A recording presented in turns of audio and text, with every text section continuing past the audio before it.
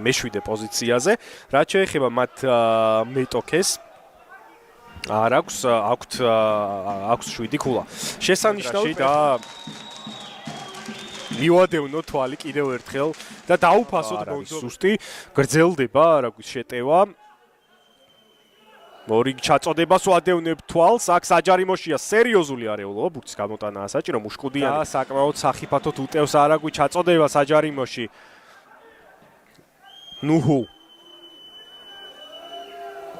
ჩოხელით დაქვეითებიან, მეშვიდე მერვე ადგილზე გასული გუნდები კი ითამაშებენ პლეი-აუტს.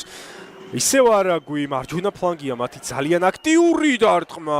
სტაჟილა აკონტროლებდა აქ ვითარებას, როგორც გამოჩნდა, დარტყმა საკმაოდ სახიფათო იყო არაგვერლთა შესრულებით.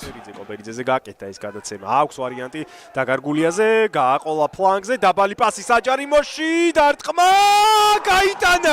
გაიტანა ზუგდიდის ოდიშმა, ნავსი გატეხილია, ოდიში დაწინაურდა ამ შეხვედრაში.